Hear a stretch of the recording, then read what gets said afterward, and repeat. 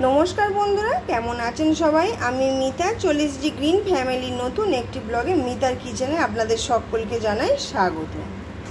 तो आज के खूब सकाल सकाल आमी एकटा पनीरेर रेसिपि निये आपनादेर काछे चले एसेछि। सकाल मानेई रान्ना और सेटा आमार छेलेर जोन्नोई रान्नाटा करा। तो आपनारा पनीर अनेके अनेक भावे बानिये खेयेछेन, किन्तु आमी जेभावे बानाচ্ছি एकबार बानिये खेये देखबेन, आशा करछि निश्चयই भालो लागबे। বাচ্চাদেরও খুব ভালো লাগবে এবং বড়দেরও খুব ভালো লাগবে। তো আমি যে পনিরের রেসিপিটা করব সেটা হচ্ছে পনির দো পেঁয়াজা। আমরা চিকেন দো পেঁয়াজা খেয়েছি, সয়াবিন দো পেঁয়াজা খেয়েছি, ভেন্ডি দো পেঁয়াজা খেয়েছি, কিন্তু আজকে বানাবো হচ্ছে পনির দো পেঁয়াজা। তো প্রথমে দেখুন আমি পনিরটা নিয়েছি, অল্প একটু তেলের মধ্যে পনিরটা হালকা করে ভেজে নেব। আমি এর মধ্যে কোনো হলুদ দেইনি, একটু আঁচ লাগলে পরেই আমি পনিরগুলোকে একটি পাত্রের মধ্যে তুলে নেব। তো চলুন আগে ভেজে নিই। আর আমরা যেহেতু বাঙালি মানে পাতে আলু থাকবে না তাই কখনো হয় না। আর আমার ছেলে যেহেতু একটু আলু ভালোবাসে, যেটাতে দেওয়ার নয়, হয়তো পনির দো পেঁয়াজাতে হয়তো আলু দেওয়া যায় না, কিন্তু আমি একটুখানি আলু দিয়েই বানাবো, কারণ আমার ছেলে যেহেতু পছন্দ করে। যার জন্য বানাচ্ছি সেই যদি ভালো না খায় তাহলে বানিয়ে কী করবো বলুন। তো সেই জন্য আমি আলুটা আগে থেকে একটু তেলের মধ্যে ফ্রাই করে রেখে দিয়েছি, সেটা স্কিপ করে গেছি কারণ এত সব কিছু দেখাতে গেলে ভিডিওটা অনেকটা বড় হয়ে যাবে। দেখুন একদম তেলের মধ্যে আমি ফ্রাই করে লাল লাল করে ভেজে রেখে দিয়েছি। এরপরে পনিরটা আমি হালকা করে ভাজবো, পনিরটা অতটা লাল করে ভাজবো না। তো চলুন আগে ভেজে নিই। তো দেখুন পনিরটা খুব সুন্দরভাবে ভাজা হয়ে গেছে। আর এখানে একটি পাত্রের মধ্যে আমি নর্মাল ঠান্ডা জল আর লবণ তার মধ্যে একটু দিয়েছি। এরপর পনিরগুলো এইভাবে তুলে তেলটা ঝরিয়ে আমি এটার মধ্যে দিয়ে দেবো, তাহলে পনিরগুলো খুব সফট থাকবে এবং খেতেও ভালো লাগবে। তো চলুন একে একে আগে পনিরগুলো এই জলের মধ্যে দিয়ে দিই। তো দেখুন পনিরগুলো জলের মধ্যে আমি দিয়ে দিয়েছি। আর যে কড়াটা আলু ভেজেছিলাম ওটা আমি বসিয়ে দিয়েছি, ওটার মধ্যে অলরেডি অল্প একটু তেল আছে। তো কড়ার মধ্যে তেলটা ভালোই গরম হয়ে গেছে। এরপর আমি যেভাবে বানাই পনির দো পেঁয়াজা সেটাই দেখাবো। প্রথমে আমি দিয়ে দিলাম গোটা জিরে আর এক টুকরো দারচিনি ও একটা এলাচ, এটা ফোড়নে দিয়ে দিলাম, এটা থেকে যেই স্মেল বেরোবে।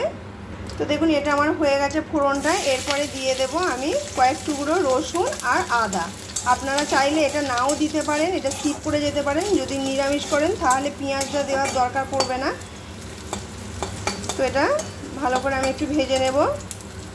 আর এটা যেই হয়ে যাবে তখন দিয়ে দেবো আমি কুচানো পেঁয়াজ, একটা বড় সাইজের কুচানো পেঁয়াজ আমি দিয়ে দিলাম, দিয়ে খুব ভালোভাবে নাড়াচাড়া করে নেব। আমি এই যে দিচ্ছি এগুলো করার মধ্যে এইগুলো সবগুলো আমি একটা মশলা তৈরি করে নেবো। তার জন্যে মানে পনির দো পেঁয়াজা বানানোর জন্য যে মশলাটা হয় আমি এইভাবেই সাধারণত বানিয়ে থাকি পনিরের ক্ষেত্রে।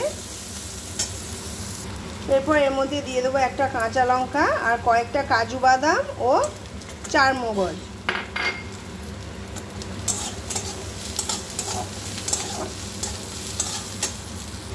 এরপর দিয়ে দেবো একটা টমেটো কেটে রেখেছি। আর টমেটোটা যাতে তাড়াতাড়ি নরম হয়ে যায় তার জন্য দিয়ে দেবো অল্প একটু লবণ।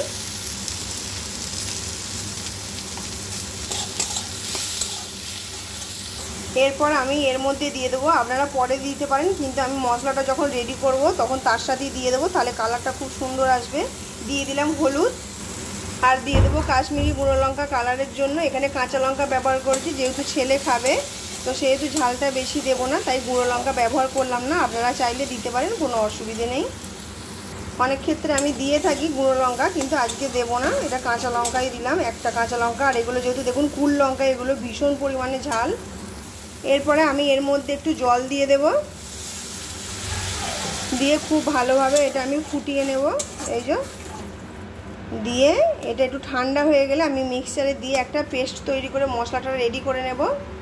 আর দেখুন ওইদিকে মশলাটা ঠান্ডা হয়ে মানে পেস্ট করে রেডি করতে করতে আমি এইদিকে চিকেন মানে পনির দো পেঁয়াজা বানানোর জন্য যে প্রসেসটা দরকার সেটা শুরু করে দিই।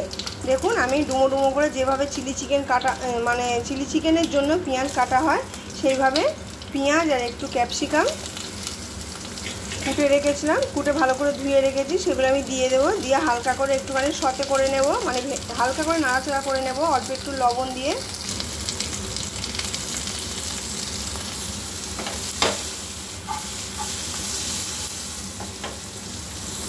এখানে পেঁয়াজ ক্যাপসিকামটা হচ্ছে, এখানে আমি একটু চিলি ফ্লেক্স দিয়ে দেবো।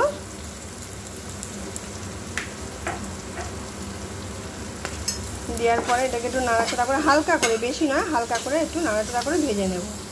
এদিকে দেখুন আমার মশলাটাও রেডি হয়ে গেছে আর কড়াটাও আমি বসিয়ে দিয়েছি। আর আমি কড়ার মধ্যে দিয়ে দেবো 1 চামচ ঘি। আপনারা চাইলে সাদা তেলেও দিতে পারেন, কোনো অসুবিধা নেই, কিন্তু আমি ঘি দিয়েই বানাবো।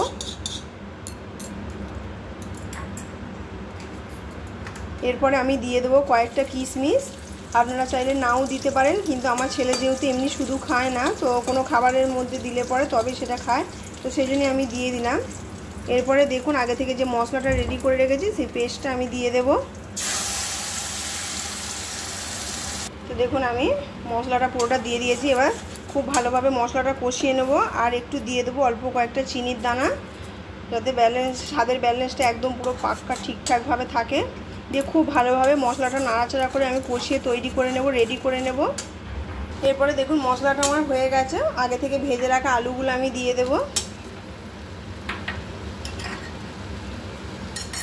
আর ওদিকে ছেলে উঠেও পড়েছে, নিজে স্নানও করে নিয়েছে, এবার জামা কাপড় পরে রেডি হচ্ছে স্কুলে যাওয়ার জন্য।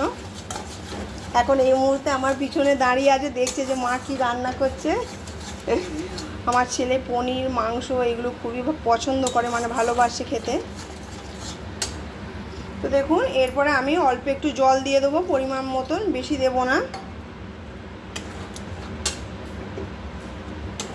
তো বন্ধুরা আমার পনির দো পেঁয়াজার রেসিপিটা যদি আপনাদের ভালো লেগে থাকে, বা আলু পনিরের দো পেঁয়াজার রেসিপিটা যদি ভালো লেগে থাকে, আমাকে কমেন্ট করে অবশ্যই জানাবেন আর একটা লাইক দিয়ে দেবেন। আর যারা এখন আমার চ্যানেলটি সাবস্ক্রাইব করেননি এই রকম রেসিপি পাওয়ার জন্য আমার চ্যানেলটি অবশ্যই সাবস্ক্রাইব করে দেবেন। সাবস্ক্রাইব করার পর বেল আইকনটি অবশ্যই ক্লিক করে দেবেন। সময় মতন ঠিক আমি ব্যাগ দিয়ে দেবো আপনাদের। আর এদিকে দেখুন মশলাটা ফুটছে। এরপর আগে থেকে ভেজে রাখা পনিরগুলো দিয়ে দেবো। আমি জলটা থেকে ঝরিয়ে রেখেছি, দিয়ে দিলাম।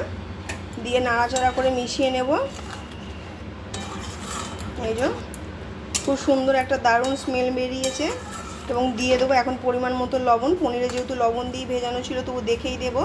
তো দেখুন এটা প্রায় হয়ে গেছে। এরপর আগে থেকে যে ভেজে রেখেছিলাম এগুলো আমি দিয়ে দেবো। আপনারা চাইলে টমেটো ওপর থেকে দিতে পারেন, তাহলে দেখতে ভালো লাগবে এবং খেতেও ভালো লাগবে, লাল লাল বেশ লাগবে, কিন্তু আমি আজকে আর দিলাম না। দেখতে ভালো লাগার জন্য যদি মনে করেন ওপর থেকে দিতে পারেন।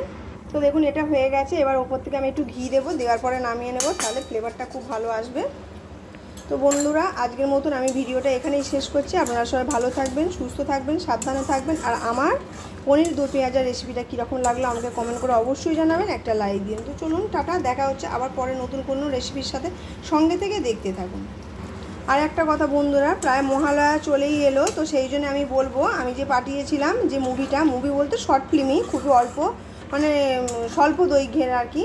তো কারা কারা সাবস্ক্রাইব করেছেন আমাকে কিন্তু কমেন্ট করে অবশ্যই জানাবেন, নাহলে আমি বুঝতে পারবো না। একটা দিদি অলরেডি করে দিয়েছে, সেটা আমি দেখেছি। এরপর আমি একটি সার্ভিং প্লেটের মধ্যে এই যে তুলে নেব। খুব সুন্দর লাগছে এবং আমার ছেলে এটা খুব তৃপ্তি করে আনন্দ করে খাবে। এইভাবে একবার বানিয়ে দেখবেন। তো চলুন টাটা, আজকের মতন।